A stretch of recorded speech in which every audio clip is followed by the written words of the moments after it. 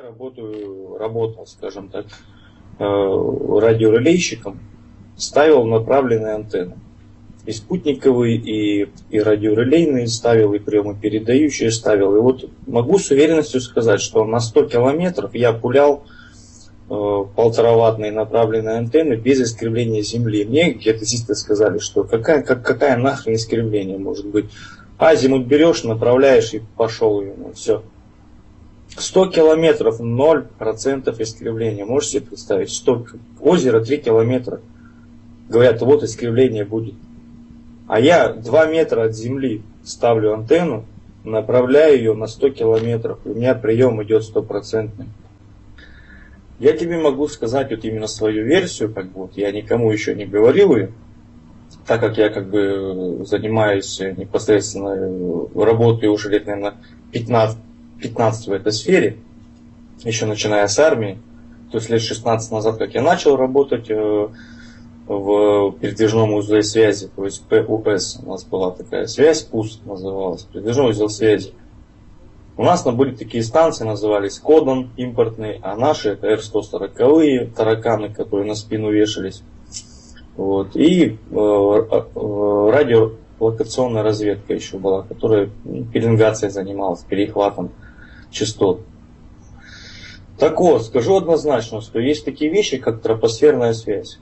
Вот. Мало кто видел, большинство видели, эти большинство на фоне тех людей, которые в интернете высказывают свою версию по поводу GPS, этих людей нету. Вот я по комментариям читаю, никто даже слова не сказал, что есть такая связь, называется тропосферная. Не составит труда набрать в Google там тропосферная связь, то есть тропосфера. Тропосферная связь еще была где-то лет, наверное, 70 назад. То есть еще до Второй мировой войны. А антенны у нас стоят они в городе Салехард. Я в Салехарде 8 лет прожил. То есть это столица Ямал-Ненецкого округа. Там 30 метров высотой и 60 метров шириной. Такие вот антенны стоят, которые направлены приблизительно как наши спутниковые антенны на телевизор. То есть там НТВ+, либо Триколор. То есть офсетные антенны, приблизительно по такому же принципу, они направлены на тропосферу. А называется эта связь, которая соединяет полностью всю Европу. То есть она полностью от запада на восток. То есть расстояние приблизительно между двумя станциями до 2000 километров. А связываются они элементарным образом. Направляется вверх поток, частота с определенной мощностью. Потом эта мощность резко убавляется, а отраженный сигнал, который от тропосферы отражается от ионизированного воздуха, то есть приблизительно на высоте 100 километров, хотя тропосфера 20-30, это обман. Люди, которые там служили, мне сказали, что приблизительно на высоте 100 километров идет отражение полное, как будто там зеркало стоит. Он возвращается назад, и от другой тарелки усиливается и передается чуть ли не на 3000 километров. Сфокусированный. То есть, грубо говоря, ставишь наземную станцию и приблизительно покрываешь себе любой район, то есть это можно вверх направить и тут же принять рядом. То есть никакие спутники не нужны, то есть это все отражается от купола. Можно выразиться так, я не знаю, есть купол, нету, я там не был. Но похоже на то, что какой-то купол существует. Может быть, это какая-то зона такая, которая отражает, может быть, это какой-то физический купол. Может быть, какой-то там энергетический, не имеет значения. Факт в том, что он есть. И был 70 лет назад. Потому что эти станции строили. И спутников тогда не было. Какие могут быть спутники в 1939 году? В 1939 году. Никаких спутников тогда не было. И тропосферная связь была, которая передавала на 2000 километров просто от воздуха. Отражение было. Их строили полностью по всему северу. Вот. И никто об этом не задумался, об этом факторе. Но частота тогда была всего лишь 130-120 МГц. А сейчас есть частота, допустим, прямопередающей тарелки чуть ли не до 20 тысяч Гц, то есть 20 ГГц. То есть я ставлю тарелки Ubiquiti, фирму Unifi, у них частота 6 ГГц. Так у нее расстояние 70 километров. То есть, грубо говоря, если приблизительно отражение идет на 100 километров, то маленький сигнал, если я направлю вверх направленную антенну, усилю ее, я смогу поймать рядом отраженный сигнал без спутника. А если я поставлю, так у нее мощность 400 милливатт, а если я поставлю 10 ватт, так я могу покрыть, не знаю, любой участок и давать интернет людям, которые находятся на удалении там чуть ли не в 1000 километров. То есть это все элементарно, то есть все делается. Просто нас держат в неведении всех этих процессов. Потому что вот эти части, которые тропосферная связь, она охраняется пограничниками, вот, и там служили только пограничники. И информация очень скрытая. В интернете ее очень мало. Вот. И нужно какой-то, не знаю, там тоже эфиры сделать, фотографии показать, рассказать принцип работы этой системы, чтобы люди поняли, как действительно все это просто. И вот говорят, вот там спутник летает, да, там МКС, там 400 километров. И геостационарная орбита там 37 тысяч километров. Тысяч. То есть они говорят, что оттуда идет сигнал сюда, а отсюда прямопередающая тарелка, там интернет называется, этот самый, сейчас скажу, как он называется. Эта фирма-то я забыл уже. Sky, какой-то там Sky, короче. Вот.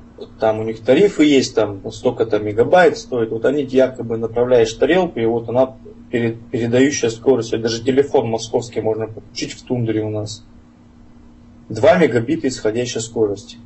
Я просто не представляю, если получается 1 ватт не отражается, получается, от ионосферы, а как тогда работали в военное время тропосферные станции при такой мощности? Получается, у них такая мощность отражалась, а 2 ватта не отражалось. 2 мегаватта отражалось, а 2 ватта не отражается.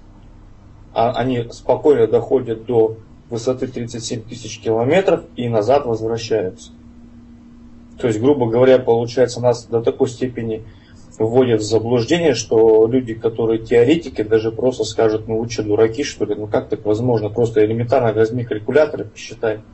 37 тысяч километров раздели на скорость волны, на длину волны. И все элементарно будет ясно. Что если я буду разговаривать по телефону, по московскому, я скажу, пойду покурю, а потом только ответ получу. То есть как бы вот так получается. Но они не понимают просто, как бы вот так. Ну, те, кто не понимают, они не поймут этого. Потому что в воде содержится фтор, который понижает умственные способности. И люди превратились в овощей. Понимаешь, и как бы что они смогут понять? То есть, если ты стал дурачком, потому что ты, как бы пьешь воду, например, фторированную, да, тоже интересный момент. То есть, по-любому приходим к тому, что есть некое разделение. 10% они там интересуются строением Земли, задают вопросы там, как-то остальным это просто не надо. Вот, звуки, все такое. Он сам музыкант, там у него акустика своя, все. И вот он изучал летное дело. То есть он поступил официально в институт летного дела. Вот он там 4 года обучился, он мне сказал, что вот у меня есть симулятор, программа, которую мне дали в институте. И карта, которая там находится, вот с чего все началось у меня, это было года 4 назад, то есть еще до того, как в интернете ролики начали появляться. И он мне сказал, что у них карта плоская. То есть у них есть просто азимут и есть направление. У них GPS даже нету в самолете, это можете себе представить? У них такого понятия GPS нету. У них есть азимут, есть высота и есть скорость. Все, у них 3 параметра, больше у них параметров нету. Я был в шоке. Я говорю, а как же там, типа, круглая земля, там, GPS, там, автопилот. Он говорит, автопилот это с земли. Аэропорт, который посылает программу, есть коридор воздушный. Воздушный коридор корректируется либо автономно, если он уже проложен, Если он не проложенный, то корректируется диспетчером воздушный коридор, чтобы там не было каких проблем. То есть, чтобы воздушный коридор корректировать, нужно иметь связь с метеорологической службой, которая скажет, вот там, допустим, там гроза, там ветра, там низкая облачность, там высокая облачность. То есть никакой GPS не работает. Только азимут, только скорость, только высота. Все, больше 3 параметра. И их корректирует только диспетчер. А вот он слушается, допустим, ему скажут там, на 800 метров ниже, он на 800 метров ниже опустил. Ему скажут, там, закрылки там выше, он выше опустил. То есть он сам ничего не делает, пилот, получается. Он только при посадке и при взлете делает. Все остальное делает за него компьютер. Но там GPS нету. Я просто был удивлен, и вот мы вместе с ним как бы так решили, что оказывается все-таки что-то от нас скрывают.